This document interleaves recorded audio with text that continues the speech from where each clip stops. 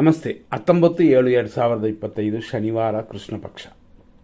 ಇವತ್ತಿನ ತಿಥಿ ನವಮಿ. ಅಂದರೆ ಇದು ಬರೀ ಮಧ್ಯಾಹ್ನ 2:42 ಆಮೇಲೆ ಬರುವಂಥದ್ದು ದಶಮಿ.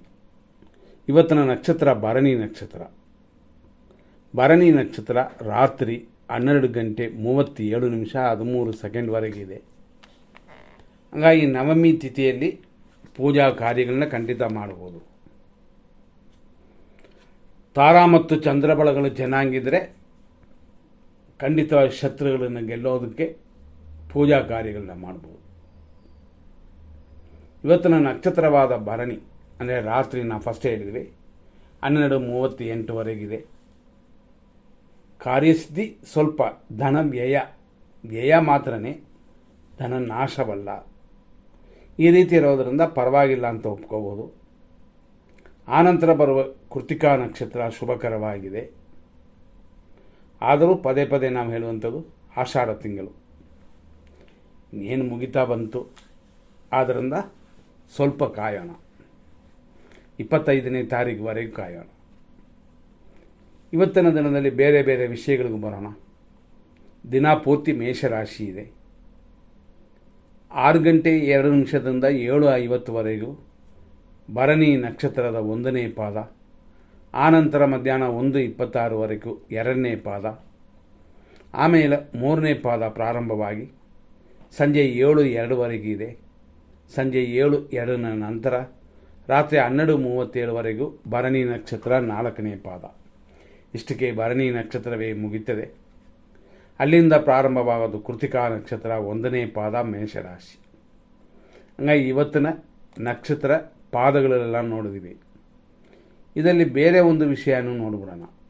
20ನೇ ತಾರೀಕು ಭಾನುವಾರ ಹೇಗಿದೆ ಅಂತಂದರೆ, ಕೃತಿಕಾ ನಕ್ಷತ್ರ ದಶಮಿ ತಿಥಿ ಇದೆಲ್ಲ ಇದ್ದರೂ ರಾತ್ರಿ 10:54 ಅಶುಭವಾಗಿದೆ.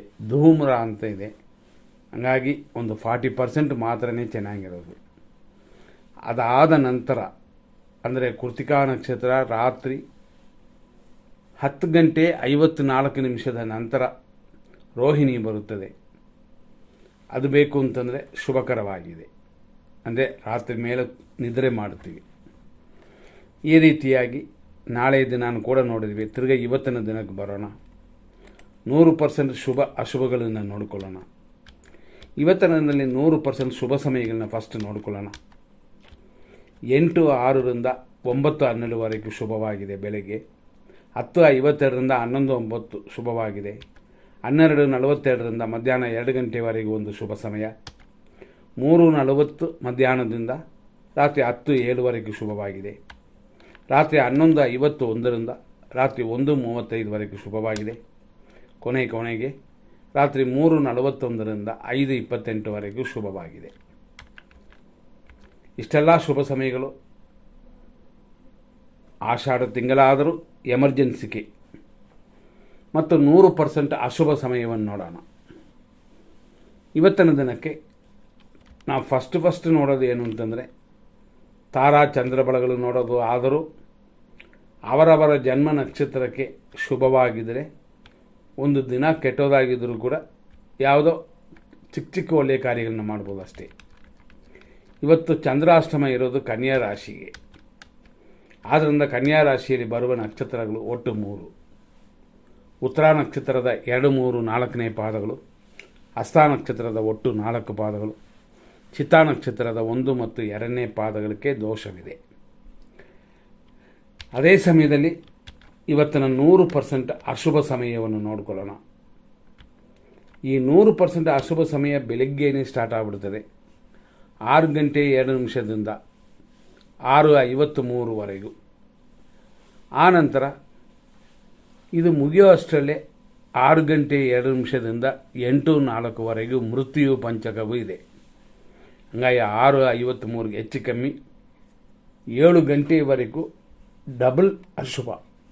ಯಾಕೆಂದರೆ ದುರ್ಮುಹೂರ್ತವು ಅಶುಭವು ಕೂಡೋದ್ರಿಂದ, ಮೃತ್ಯುವನ್ನು ಕೂಡೋದ್ರಿಂದ ಅದು ಜಾಸ್ತಿ ದೋಷ. ಆದ್ದರಿಂದ ಈ ಸಮಯವನ್ನು ಗಮನಿಸ್ಕೊಳ್ಳಿ. ರಾಹುಕಾಲ ಬರೋದು 9:14 10:50. 11:11ರಿಂದ 12:40ವರೆಗೂ ನಕ್ಷತ್ರ ವಿಷಘಟಿಕಾ ಕಾಲ. ಮತ್ತು 11:11ರಿಂದ 12:40ವರೆಗೂ ನಕ್ಷತ್ರ ವಿಷಘಟಿಕಾ ಕಾಲವಿದೆ. ಮಧ್ಯಾಹ್ನ 2:02ರಿಂದ 3:38ವರೆಗೂ ಯಮಕಂಡ ಕಾಲವಿದೆ. ರಾತ್ರಿ 10:09ರಿಂದ 11:49ವರೆಗೂ ಮೃತ್ಯು ಪಂಚಕ. ರಾತ್ರಿ 1:37ದಿಂದ 3:39ವರೆಗೂ ಒಂದು ಮೃತ್ಯು. ರಾತ್ರಿ 1:50ರಿಂದ 3:14ವರೆಗೂ ವಿಷಕಾಲ. ರಾತ್ರಿ ಅಂತಂದರೆ ಬೆಳಗಿನ ಜಾವ 5:30ರಿಂದ 6:02ವರೆಗೂ ನಕ್ಷತ್ರ ವಿಷಘಟಿಕಾ ಕಾಲ. ಆದ್ದರಿಂದಾಗಿ ಇವತ್ತಿನ ಬ್ರಹ್ಮ ಮುಹೂರ್ತ ಅದರ ಪರಿಣಾಮ ಕಡಿಮೆಯೇ ಇರುತ್ತೆ. ನೋಡಿಕೊಂಡು ನಿಮ್ಮ ಕಾರ್ಯಗಳನ್ನ ಮಾಡಿ. ಆಷಾಢ ತಿಂಗಳು ಮುಗಿತಾ ಬಂತು, ಇನ್ನೂ ಒಂದು ವಾರವೂ ಇಲ್ಲ. ಅದು ಮುಗಿದೇ ಹೋದರೆ ಆಮೇಲೆ ಶುಭ ಕಾರ್ಯಗಳು, ಮುಹೂರ್ತ ಕಾರ್ಯಗಳನ್ನ ಮಾಡ್ಬೋದು. ಅಂಥದೇ ಆದ ಸಮಯಗಳನ್ನ ನಾವು ಮುಂದೆ ಹುಡುಕೋಣ. ಧನ್ಯವಾದಗಳು. ಮುಂದಿನ ಸಂಚಿಕೆ ನೋಡೋಣ.